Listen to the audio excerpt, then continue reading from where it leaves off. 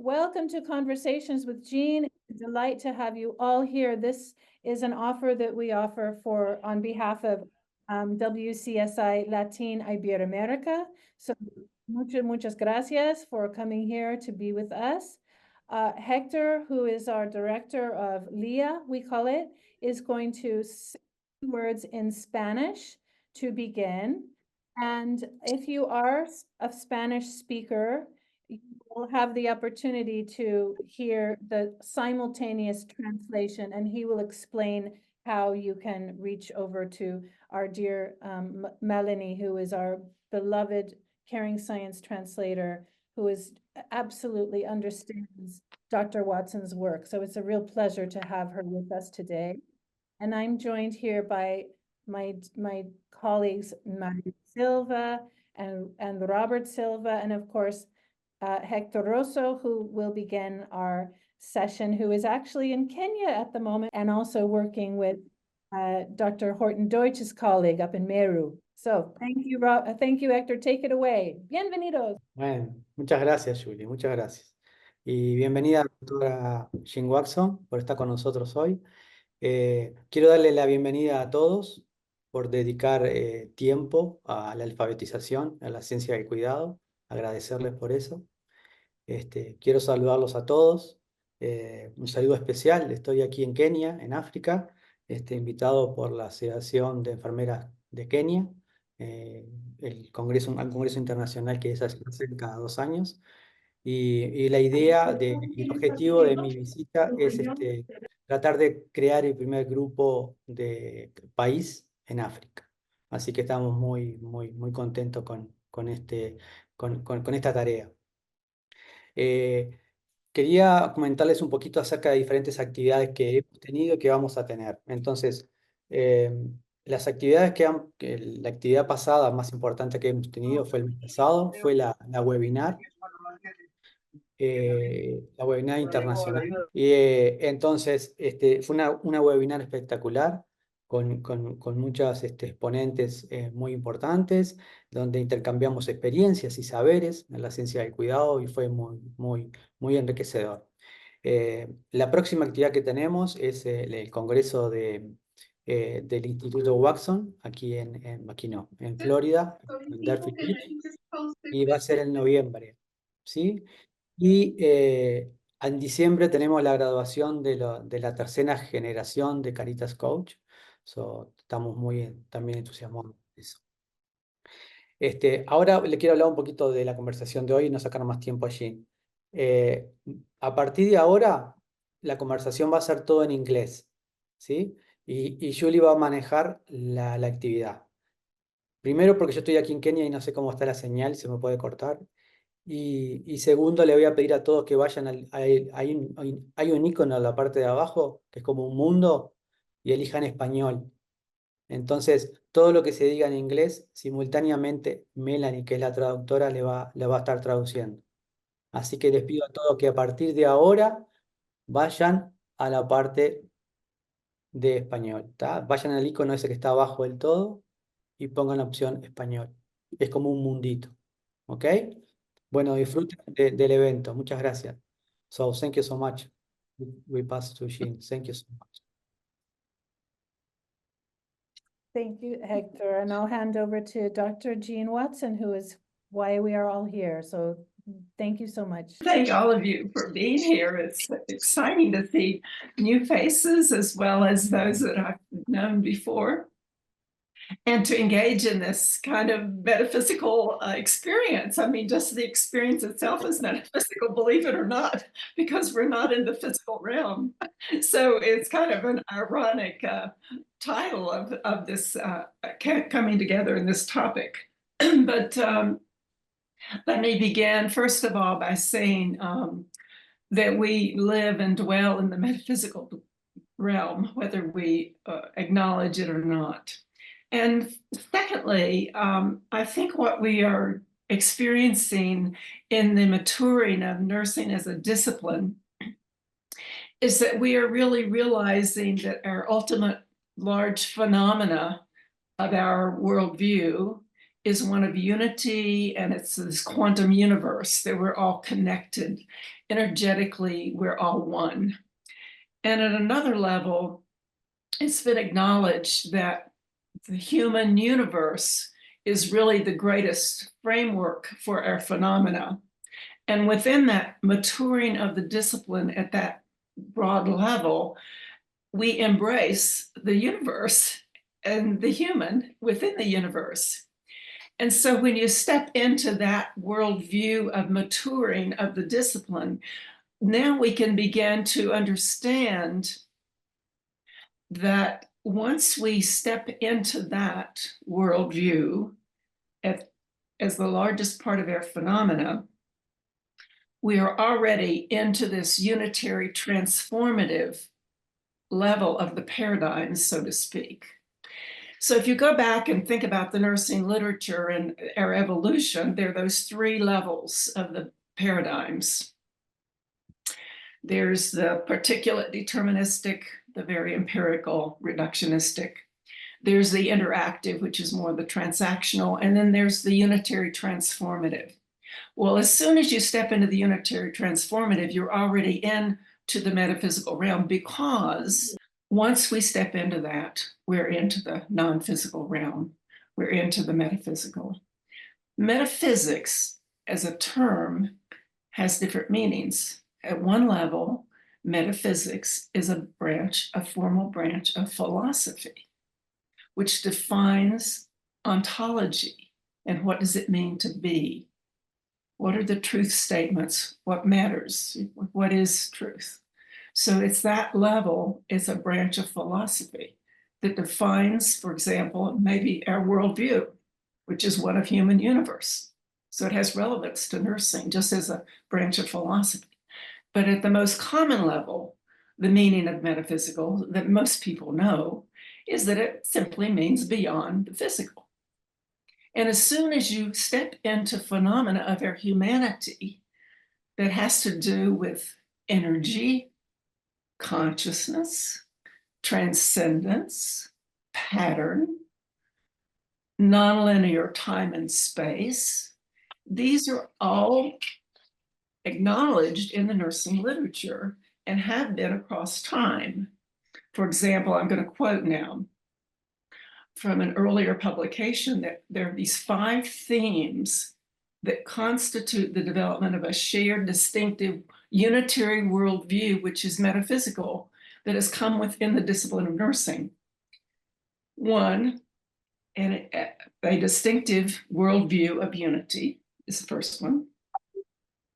An evolutionary process that addresses constant change, impermanence, and transcendence. Just breathing in the breath of life is a metaphysical experience because you're breathing in spirit.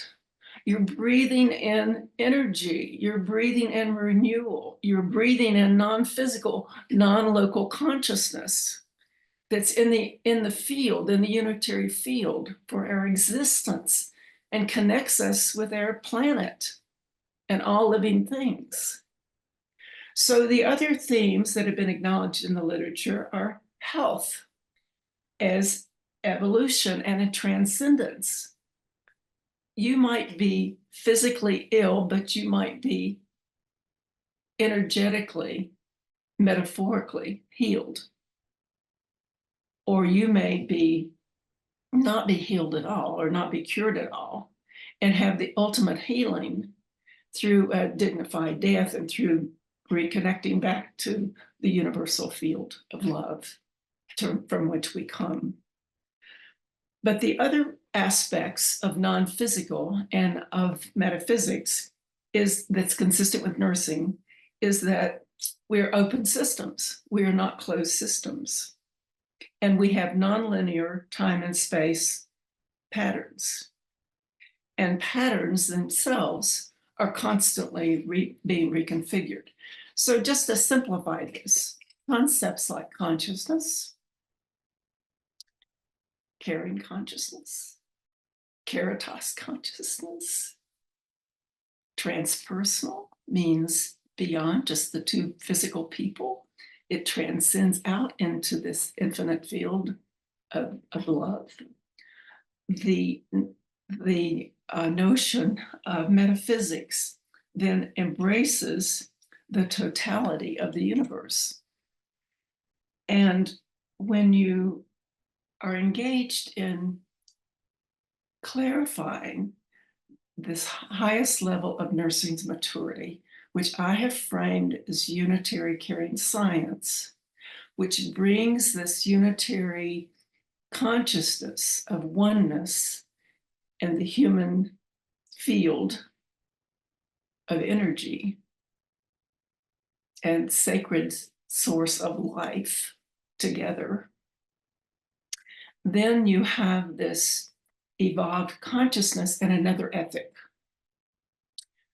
So when you step into metaphysics and you step into unitary caring science, which brings the finest of a lot of the convergence of our current nursing theories from Rogerian on, but when you put caring into the paradigm of science, it brings us to a higher unitary consciousness level of our science phenomena that are beyond the physical.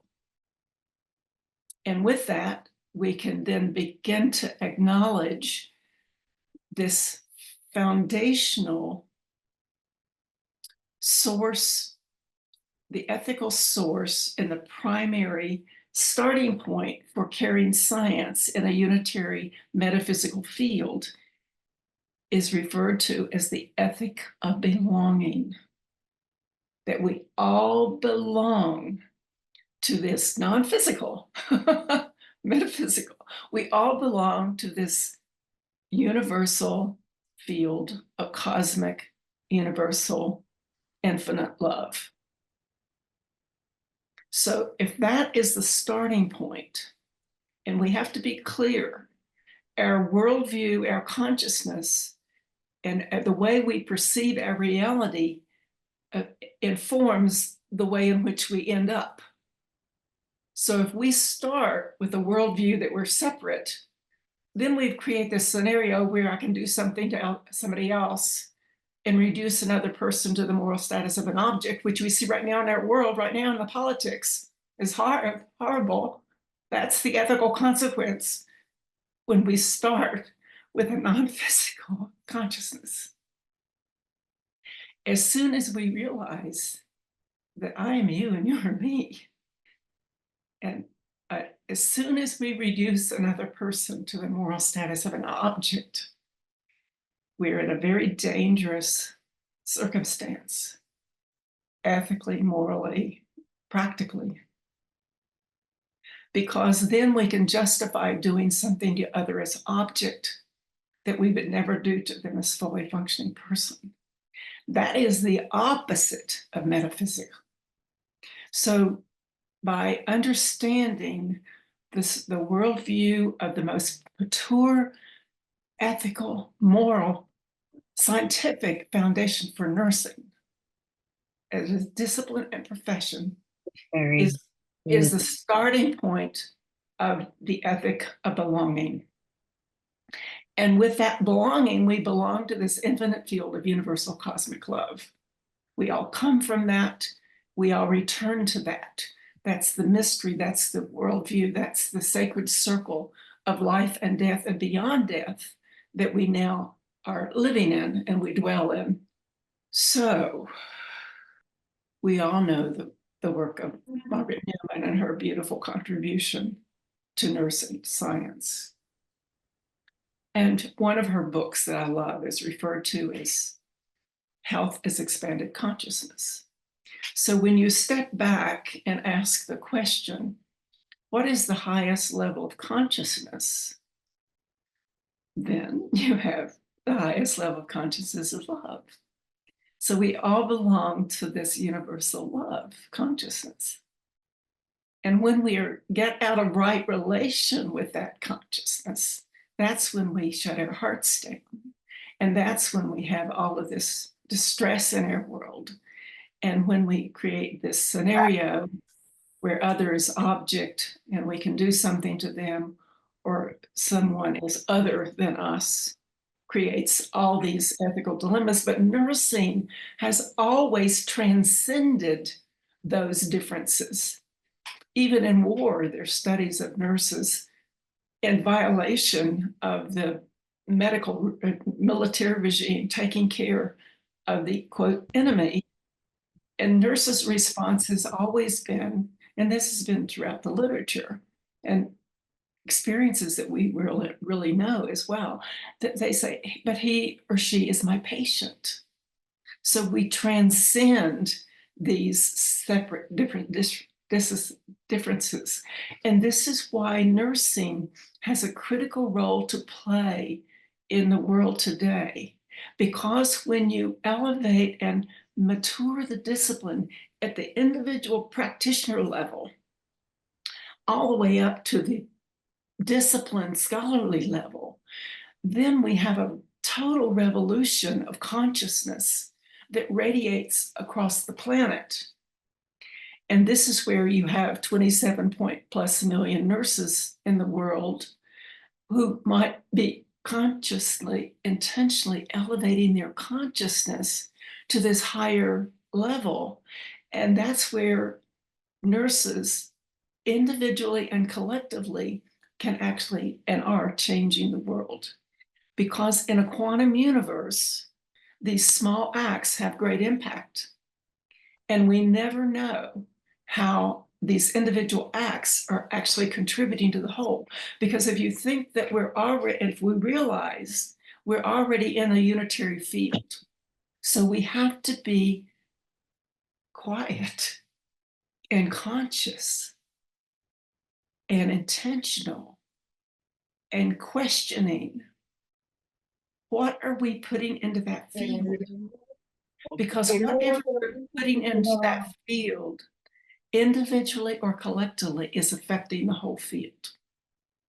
And of course, some of you know the work of David Hawkins, who said, with his science of his theories and his research on consciousness, acknowledged that if any one person elevates their consciousness to this higher vibrational field level of, I would say, infinite love, you are contributing to the evolution of consciousness for all of humanity. So think of that. But if we're putting all this negativity and fear into the world, then that's what we're making the world more dense, more fearful, less peaceful. But when we're practicing in a higher consciousness, so every single physical act has a metaphysical overlay. And, in my book, I talk about the work of Louise Hayes that everybody pretty much knows about. But she herself stood as a metaphor for the ability to heal ourselves metaphysically by acknowledging that every single physical act and illness has a metaphysical spirit overlay. And another way of understanding healing, drawing upon Janet Quinn and the evolution of this work of health, healing is being in right relation with source, being in right relation with that consciousness of infinite love, with love being the greatest source of all healing, which transcends illness and disease. So I guess what I'm wanting us to understand is that everything in the world is metaphysical. We dwell in a non-physical world, even though we're physically grounded, but breathing in the air, breathing is metaphysical. We're breathing in non-physical. Being in nature is it? Emerson said, nature is spirit. Yeah. Because it represents the infinite evolution and change and impermanence. By just breathing, we're putting ourselves in the harmony with the rhythm of the universe, because everything is rising up and falling away. And another level, think about it. Everything in the physical world has come from the non-physical. All of our buildings, our creation, all the objects that we have in our world, creativity has come from the spirit, from the non-physical world. So it's not something to be afraid of. It's not something to run away from. It's just something to hold as a broader consciousness of our beautiful truth of being in the world. And it also connects us to the ethics of face. The ethics of face is another example of a living metaphysical experience. And I draw upon the work of Emmanuel Levinas, who says, when you look into the face of another human being, you look into the mystery and the infinity of the human soul. And when you look into the mystery and the infinity of the human soul of the other, it mirrors back the infinity and the mystery of our own soul. And when you are with another person and facing our own humanity and facing the humanity of another, facing the face is actually a living moment of realizing our belonging, our connectedness, our ethic of belonging, that we belong. You can see through the face of another of our connectedness. And I sometimes tell the story about hearing a professor give a paper on peace. And his presentation was in total silence. And all he did was show slide after slide after slide of faces all over the world in silence. So in a way, if you stop and think about, like right now here, if you all had your visual field on, we would just sit here and see faces of each other in silence.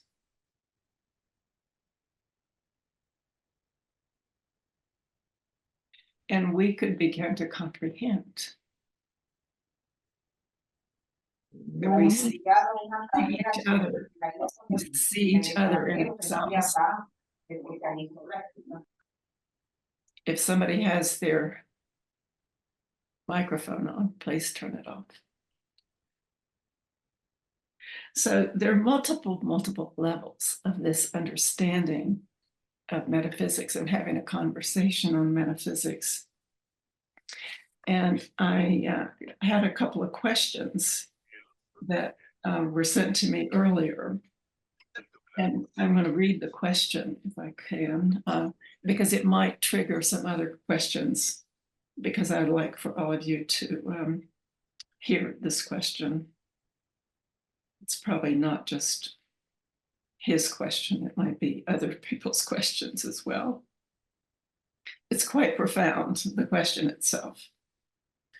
The question is, what core elements would you identify in the metaphysical plane of care?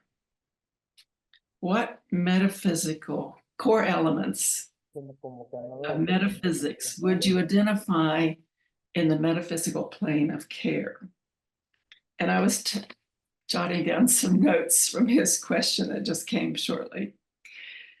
And so some of these elements in the metaphysical plane of care are things like transpersonal care in moment, the ability to transcend the transcendent, our non-local consciousness. Our consciousness is not physical, that we all reside in a non-local consciousness field, energy and spirit, and just virtual. The virtual world is metaphysical.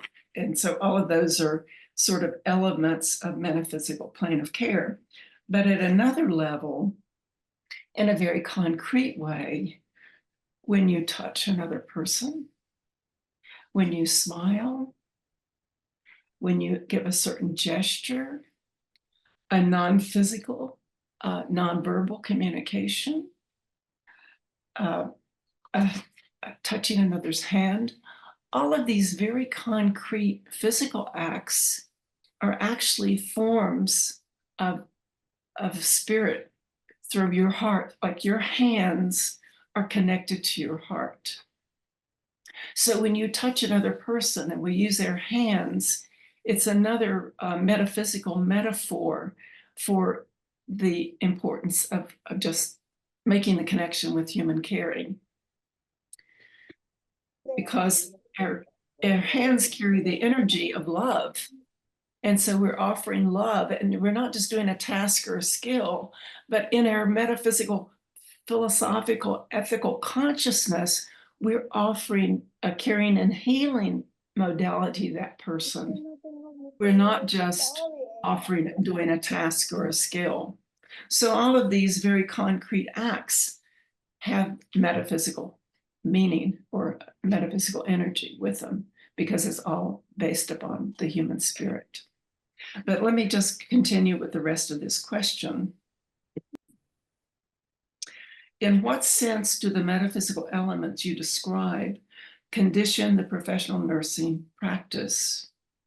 And could you indicate theoretical postulates of the relationship between metaphysics and the level of care? And I think I've just sort of said that by looking at the discipline being at this unitary transformative level and having the ethic of belonging with this consciousness of the energy of love as a sacred circle of life, and how we engage in that sacred circle of life in concrete physical ways that actually have a spirit energy with them, would be an example of metaphysics in action. So I'm going to pause at this point and see if there are any pressing questions that are coming in the chat room, and then I can go back and just free associate. But I'd like to kind of hear from people first. Thank you so much.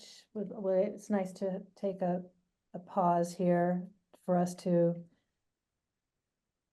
reflect on what you're saying. I wanted to thank Jose Maria Santa Mara Garcia, whose nickname is Chima. He is our group coordinator from Spain, who asked those first two questions. So muchas gracias, Chima, for being here today. And then the other question was from Camilo Lopez, who was a fifth-year student at the University of Alba, Chile. And so please don't be shy, put any questions or comments in the chat. And if it's in Spanish, then I have Maria and Robert who will translate for me, and I can share with Dr. Watson. I'll just read the question, the second question that was sent while we're waiting. Oh, yes, please. She wants to ask me what advice I would give to those who are still students to be able to go deeper into holistic nursing and how to implement and practice. Well, this is really very much current with what's happening, because even if you go back to Nightingale, and of course she was a mystic, a healer, as well as a scientist. And in her work, Notes on Nursing, if you really were to go back and look at it again, and I pulled some of this out in my book, Postmodern Nursing, where she actually identifies auditory, visual, sensory, olfactory, tactile, color, light, nature, form. All of these can be reframed now in contemporary terms as caring and healing, energetic caring and healing modalities that are part of holistic nursing. So all of these things can now be translated into reflexology, into healing touch, therapeutic touch, Reiki, music, sound, light, color, nature, etc., that nurses are doing all the time, but we've not necessarily languaged our practices as caring and healing modalities that are complementing curing and healing and medical treatments. So this too is a very concrete way, and many of the nursing programs today are now integrating all these different modalities and making it more explicit. We have some universities that I'm involved with where they have honors programs where nurses in the clinical practice have new honors experience in clinical, actually practicing caritas and caring and love, and these caring healing modalities with patients in the hospital as part of their undergraduate experience. And these laboratories, skills laboratories, can be reframed as arts labs. And we can start looking at literacy instead of competencies, the concept of consciousness and literacy, and holding a higher vision of what it is you're offering to that person in that moment, where you have a transpersonal caring moment that transcends time, space, and physicality. That in itself is a metaphysical phenomenon, because your caring moment with that person will last for them after you have physically left them, and it will last with you. That is what we mean by transpersonal. Transpersonal in an energetic sense also means beyond the ego, that we're there in service, in sacred service in that moment. And this one moment with this one person might be the reason we're here on earth at this time. It's that kind of awareness. If we hold that, that's a metaphysical consciousness. And you don't have to go around talking about everything metaphysical, but the reality is that it is by itself metaphysical, because we're into the spirit realm and into the energetic consciousness realm. Thank you so much. And I guess to add to that, again, this work is growing and developing with the Institute. So we work with hospital systems, we work with academic systems such as Vanderbilt School of Nursing, Mount Carmel, Samuel Merritt, New Hampshire, University of New Hampshire. So that is really important as we move this work forward from, you know, the people entering the field. But I also want to point out, with Diane Reed being here, and I think Raju Bhatt being here, we've just now received a Lotus recognition from our first care home. So, and I know that Dr. Erica Caballero spoke to you several years ago about the future of this work being community-based, caring-based. So thank you for that. I want to just ask the next question from Anthony Sunson, who's a graduate student from University of Windsor. Do you mean University of Windsor in the UK? How do we move from an empirical, more medical-based level of care to a more metaphysical level of care as an organization? That's important. By practicing from the discipline rather than from the profession, and realizing as we've matured in our scholarship and in our consciousness that there's a difference between the profession of nursing and the discipline of nursing. And most of the hospitals and most of the current structures are geared toward conforming to the status quo of the dominant paradigm in the clinical setting. That's a professional orientation, in contrast to being informed by and having our professional practices informed by our worldview, by our theories, by our ethics, by our expanded epistemology, making explicit that our knowledge is not just objective empirical knowledge, it's personal knowledge, it's intuitive knowledge, it's spiritual knowledge, it's ethical and aesthetic, is all ways of knowing. And we move from doing nursing to being nursing. What does it mean to be a nurse? What does it mean to be caring? What does it mean to be healing? These are very philosophical, ethical, metaphysical questions of truth. What does it mean to be authentically present to yourself and having compassionate presence? And the other thing that's happening, which is an expression of the maturing of the discipline, is the 2021 new definition of nursing. It has new language, including caring in the language. ANA has never had caring in its definition. Nursing's definition from a professional orientation historically has always been medicalized language. It has not been nursing language. The latest definition has language such as the integration of the art and science of caring. That's revolutionary to me. It is using language like facilitation of healing, alleviation of suffering, experiencing a compassionate presence, and acknowledging the connection of all. That is a unitary, caring science, disciplinary definition of nursing, in contrast to a professional orientation to nursing. If we are focused only on the profession, we're oriented toward catching up with the dominant paradigm, catching up with medicine, conforming to the status quo of the hospitals, in contrast to rising up a little bit more and seeing things differently from a worldview that nursing has held across time, which embraces the human spirit. As soon as we embrace the human spirit, we are in a metaphysical realm.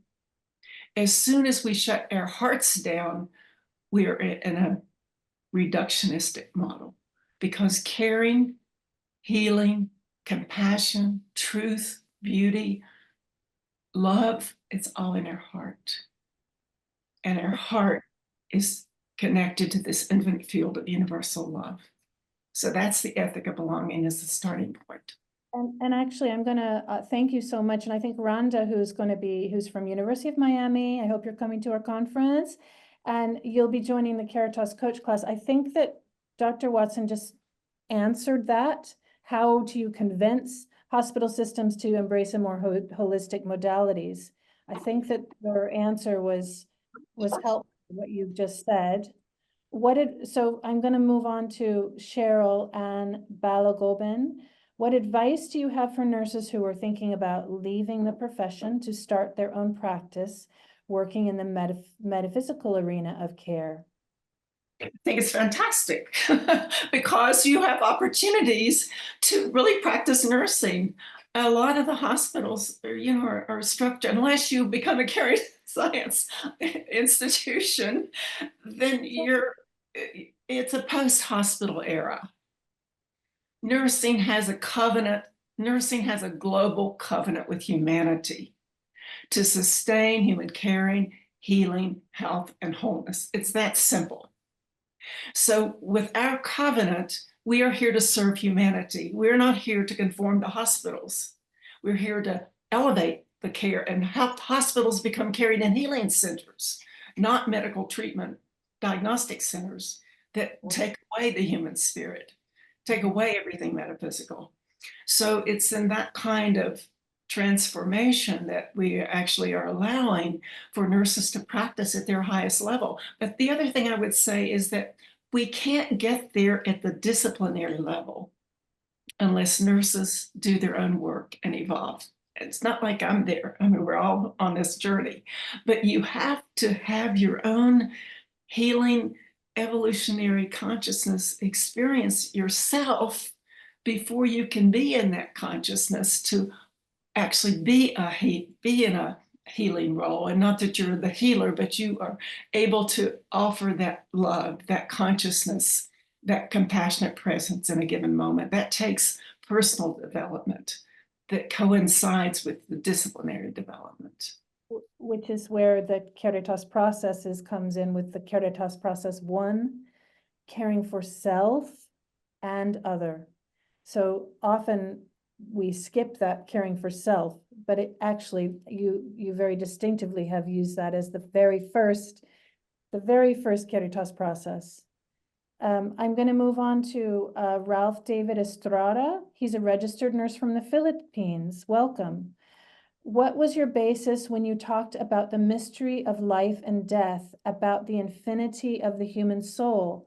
Did it come from experience, or is it grounded from other theories and literature? When you talk about the mystery of life and death, maybe you want to talk about your own experience, your own life and death experience, your trauma. Yeah, but I would also say we dwell in mystery because we don't have all the answers. And the 10th Caritas process is acknowledging that all of these things are happening in the world that we're not in charge of and we're not in control of. And so in that sense, we're actually already dwelling in mystery. And, you know, we did that little book, and we actually had a doctoral student from Philippines offered one of his stories of the miracles, that miracles happen in nursing and nurses know about miracles. And miracles are another example of metaphysics, because you can't always explain a miracle. A miracle is something that happens that goes beyond our universal, usual mindset that we hold of things that can't happen. It happens something beyond what we think can happen, does happen.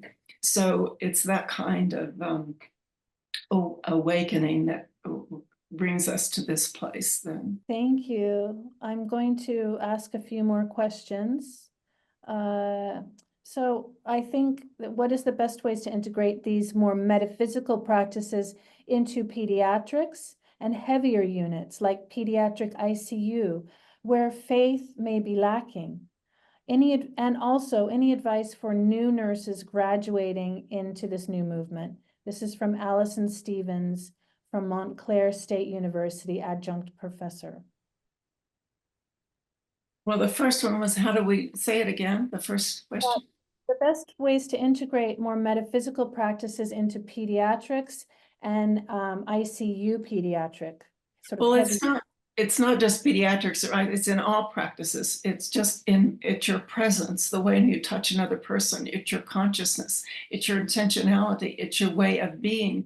When you can go through the Caritas processes as exemplars of the ontology of being a nurse, and so you can apply these very concrete practices. And, you know, some of the work that we've done across with the Institute and with HeartMath is really actually breathing into your heart and bringing up those feelings of caring and compassion and gratitude. And then you're able to radiate them to that moment, in that transpersonal moment with another person. And you're also offering compassion to yourself to prepare yourself to be authentically present. So these day-to-day rituals that many of the nurses that are in practice are doing these things, like pausing, walking more slowly, opening the patient's door and reading the field, holding silence, authentically listening to another person in a given moment, touching them while you're talking with them. These subtle acts are concrete, important acts of radiating and communicating your human spirit, your heart, your hands to that person in that moment. These are caring and healing modalities. They're not medical interventions. Your presence, often just your presence, is the most healing gift you can offer them. Or you're authentically listening, just listening in that given moment, holding that sacred space for that person to be heard, because we're so busy with our fear and our scripts that we can't even hear ourselves when somebody else is holding that space for that child, to listen to that child, to hear the child, and to hear beyond the words. That's metaphysical. To read the non-physical and the nonverbal communication. You know, Nightingale talked about the voice. The tone of the voice can be healing or it can be harsh. The way we touch another person can be patronizing or it can be healing. So these small acts have great impact. And that's the unitary field. Thank you, Dr. Watson. This is from Dr. Erica Caballero from Chile. She is the director of our Caritas Coach Education Program in Latin Iberoamerica. In this world of devastating climate change, how can we impact the protection of the environment through this healing energy perspective? Thank you, Erica. It's lovely to see you here, and thank you for your beautiful healing work in the world. By being aware that we are the environment, the nature is us and we are it. So if we are not able to understand what we're doing to ourselves, we're doing to the world, and what we're doing to the planet, we're doing to ourselves, And this is the difference between a unitary worldview and a separatist worldview, because the separatist worldview that dominates their world and dominates science is that I can do something to the environment and it doesn't affect me. I can control it, I can manipulate it, I can destroy it, and I'm still going to be in charge and in control. In contrast to realizing that we have to surrender to that which is greater than ourselves and live in humility, in harmony with nature, and honoring the humans, the nature as spirit, nature as metaphysical, in the sense that it holds us in its hands. And if we're unkind to ourselves, we're unkind to nature, and vice versa. So it's that kind of consciousness. We're talking about evolving in our consciousness. And I want to just actually take this moment to clarify the difference between non-local consciousness and ordinary consciousness, because everybody's talking about non-local consciousness now, but I don't think people understand it as maybe it can be helpful. Our usual way of thinking about our mind is that it's in our brain, but our consciousness is not in our brain. Our consciousness is in this unitary field. Our consciousness is non-local. It is not localized in our brain. By that, what I mean, you can experience this.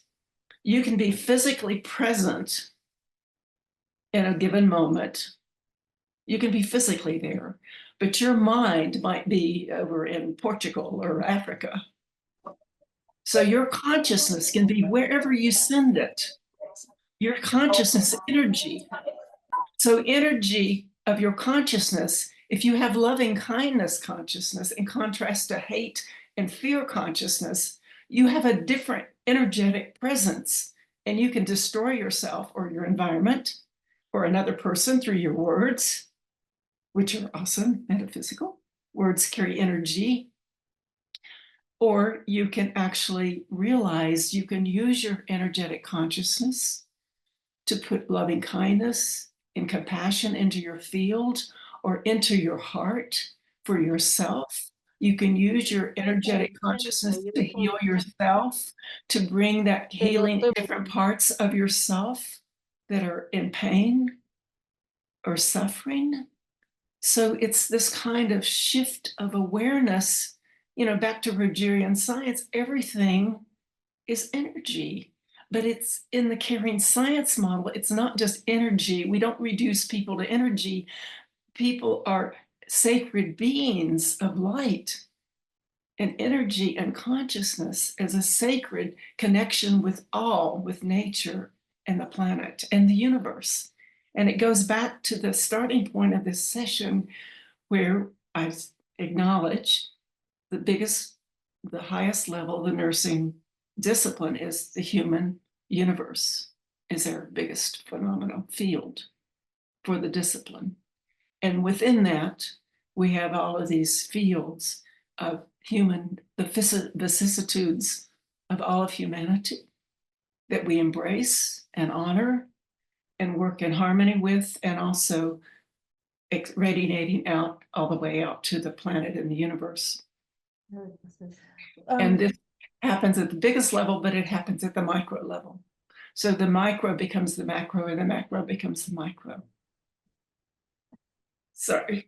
Okay. Thank you. I am looking through the questions. We have about 10 minutes left.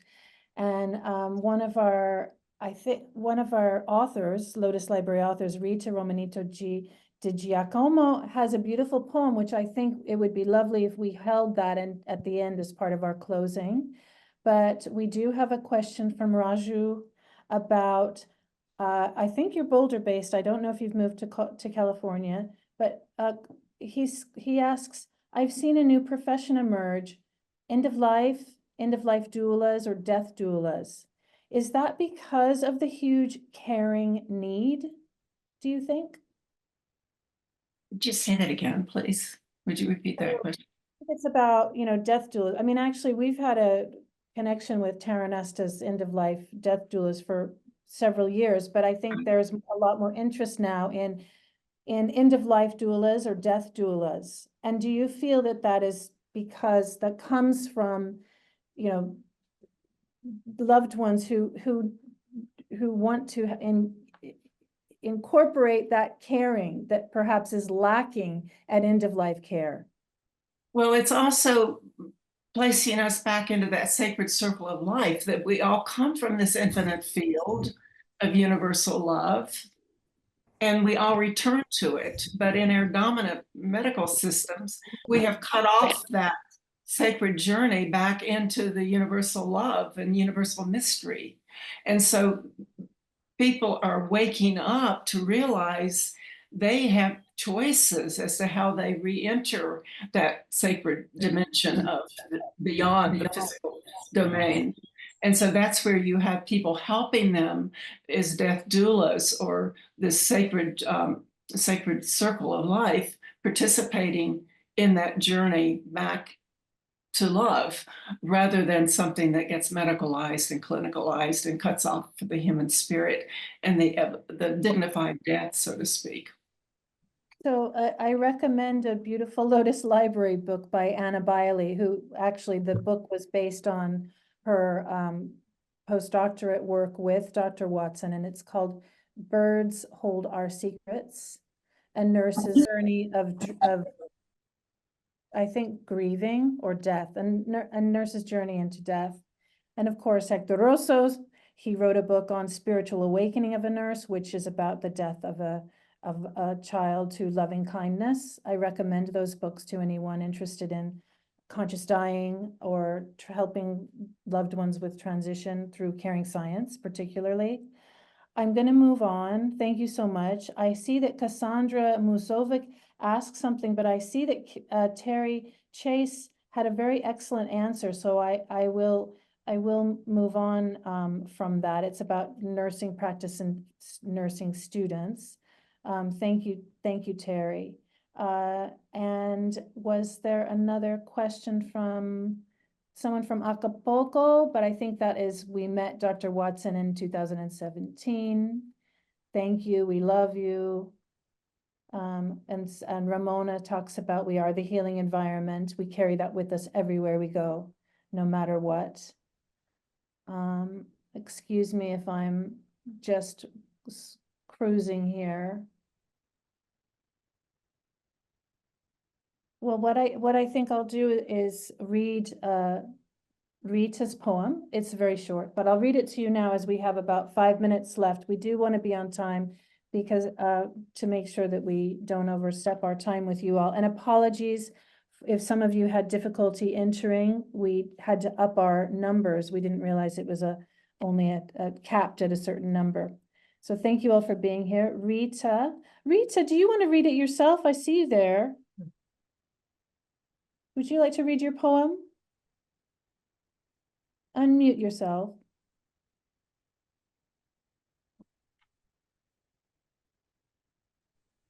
I'm sorry, which poem was it? The one that you put in the one that you put in the chat. Oh, that Compassion. actually wasn't I don't know why it was making me type that way, but it was actually an experience that I had at work. But so I guess it kind of looked like a poem. To me, it was a beautiful poem. Oh, thank you. Go ahead and read it. Okay, I have to let me scroll up to find it. Here it is. Okay. Compassionate presence, connecting with our hearts. As I wiped the face of my patient and alleviated his suffering. Oops. Oh, sorry. I'm not able to scroll down. I'll finish it. Okay. Our hearts were connected in that moment in time as I cared for him. Thank you for this beautiful, caring community conversation. Well, that's so beautiful, Rita. And actually, it brings me to another thing I would like to bring for a part of a closure too, Julie, is from the poet that I commissioned to be in residence with us at the University of Colorado when I was dean, because we have been so medicalized and clinicalized in our educational programs that I wanted students and our faculty and all of us in nursing to see another poetic view of what it is that we have to offer through another lens rather than just the empirical medical lens. And this is from the book from Marilyn Creasel called Midwife and Other Poems of Caring. You can download from my website, watsoncaringScience.org. And this section is about metaphysics. And I'm going to read what she wrote in terms of her experience with nursing. She says, caring takes place for others, so to speak, in the metaphysical realm. We cannot see this realm, but we experience it. Over and over, I watched the caregiver and the person accepting care as they came to constitute one wholeness. When two of us enter into each other this way, willingly and receptively, transformation takes place. The gestalt of our separate beings loosens and vibrates. The material of our being and becoming begins to flow. We experience ourselves and each other as elemental substance. We experience the living field of our interconnectedness, and we are filled with energy, a living material, palpable, substantial. This energy is nearly visible in the air around us. It is as though we give off light. These moments of transcendence are fascinating. They occur again and again. I felt I was witnessing the invisible made substance. I was witnessing the spirit made flesh. So this is a beautiful metaphorical, poetic example of metaphysics in action. So I'm going to say thank you so much for the privilege of sharing these far out ideas with everybody and for your gracious patience and listening to my evolution and trying to make sense out of nursing at this bigger level of what we have to offer to humanity in our world. So God bless and namaste. Thank you so much. Thank you. And thank you. Hector, can I hand over to you to just say thank you to Leah. Muchas gracias para Leah. Muchas gracias. Muchas gracias a todos por ser parte de esta comunidad que sigue creciendo, Latino Iberoamérica. Gracias. Nos vemos pronto. Chau, chau. Bye. See you soon. Namaste. I think we have one part of 1 minute left. So Very Bye, nice. guys.